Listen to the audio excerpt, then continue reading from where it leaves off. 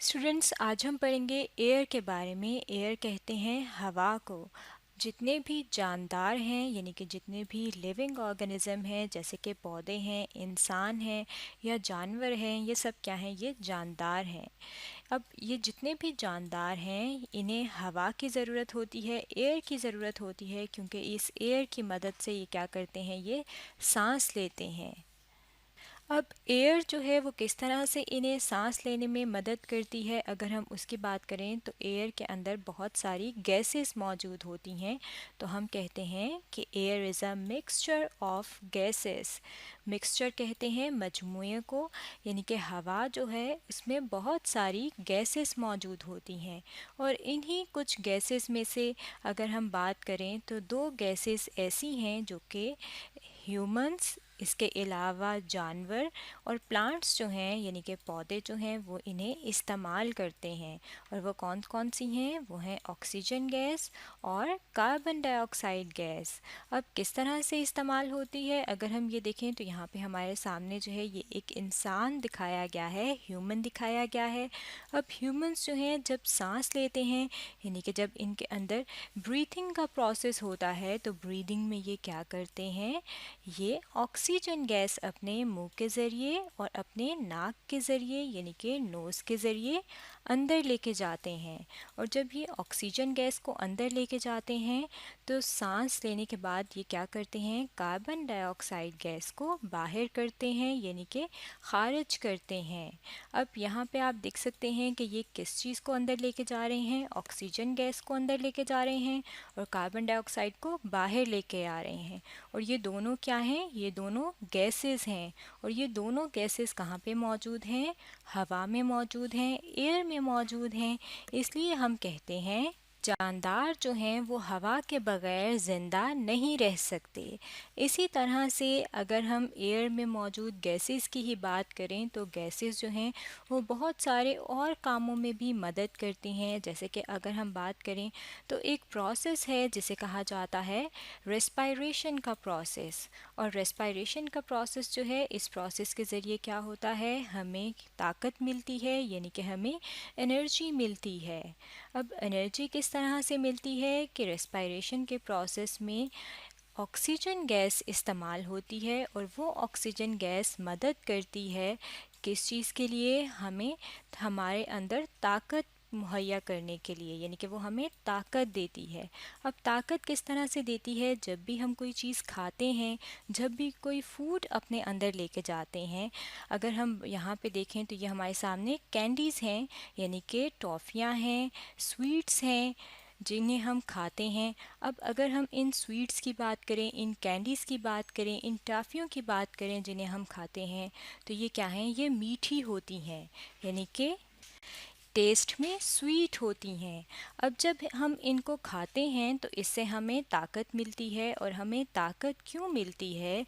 कि होता क्या है कि जो शुगर होती है उसकी ब्रेकडाउन होती है यानी कि वो टूट जाती है। और वो जो शुगर टूटती है उसके टूटने में एक गैस जो है वो शामिल होती है जो कि है ऑक्सीजन गैस। यहाँ पे ये जो आप एक लाइन में देख रहे हैं, ये हमने एक लाइन में लिखा है कि किस तरह से हमें एनर्जी मिलती है। जब भी हम कोई मीठी चीज़ खाते हैं तो उसके अंदर क्या मौजूद होता है? उसके अंदर मौजूद होते हैं ग्लूकोज। ग्लूकोज जो है ये एक शुगर है, इसलिए हम कहते हैं कि ग्लूकोज जो है उसके साथ हमने लिखा है कि ग्लूकोज इज़ अ शुगर। अब ग्लूकोज जो है अगर हम इसकी बात करें तो इसका फॉर्मूला है C6H12O6। ये किसको शो कर रहा है? ये शो कर रहा है ग्लूकोज को। और जो भी आप मीठी चीज़ खा रहे हैं उसके अंदर क्या है? उसके अंदर मौजूद है ग्लूकोज। अब जब हम उस मीठी चीज़ को खाते हैं और जब हम सांस लेते हैं और ऑक्सीजन गैस हमारे अंदर जाती है, तो वो ऑक्सीजन गैस इस ग्लूकोज के मॉलिक्यूल को यानी कि इसको तोड़ देती है। अब जब वो इसको तोड़ती है तो ये क्या है? ये एक बड़ा मॉलिक्यूल है। और इस बड़े मॉलिक्यूल को जब ऑक्सीजन गैस की मदद से ये टूटता है तो इससे छोटे छोटे क्या बन जाते हैं? हिस्से बन जाते हैं, जिन्हें हम कहते हैं कि छोटे छोटे मॉलिक्यूल बन जाते हैं। और क्या बनता है? वाटर बनता है। वाटर के लिए यहाँ पे H2O लिखा है। और कार्बन डाइऑक्साइड गैस बनती है, जिसके लिए हमने यहाँ पे लिखा है CO2। और साथ साथ हमें क्या मिलती है? एनर्जी मिलती है। यानी कि जब हम ग्लूकोज इस्तेमाल करेंगे तो ऑक्सीजन गैस जो है वो उसको तोड़ देगी, और तोड़ने के बाद क्या बनेगा? वाटर बनेगा, कार्बन डाइऑक्साइड बनेगी, और साथ साथ हमें ताकत मिलेगी क्योंकि एनर्जी प्रोड्यूस होगी। यहाँ पे भी अगर हम अपने सामने देखें तो आप देख सकते हैं कि ये एक दिखाया गया है कि ये बड़ा मॉलिक्यूल है, और जब ऑक्सीजन की मदद से ये टूटा है तो यहाँ पे आप देख सकते हैं छोटे मॉलिक्यूल्स बन रहे हैं। इसका मतलब है कि जो गैस है, जो ऑक्सीजन गैस है, वो किस चीज़ में हेल्प करती है, किस चीज़ में मदद करती है? खुराक से एनर्जी हासिल करने में। बिल्कुल उसी तरह अगर हम पौधों की बात करें तो पौधे जो हैं उनके अंदर भी जो है, अगर हम बात करें कि खुराक किस तरह से तैयार होती है, तो खुराक तैयार करने के लिए भी गैसेस की ज़रूरत होती है। यहाँ पे ये जो आपको सामने प्रोसेस दिखाया जा रहा है, ये फोटोसिंथेसिस का प्रोसेस है। फोटोसिंथेसिस वो अमल है जिसके ज़रिए पौधे अपनी खुराक तैयार करते हैं। अब इस अमल में होता क्या है कि सूरज की रोशनी जो है ये पड़ती है, और जब सूरज की रोशनी पड़ रही होती है पौधों के ऊपर, तो पौधों के जो पत्ते होते हैं वो इस रोशनी को जज़ब करते हैं, एब्जॉर्ब करते हैं।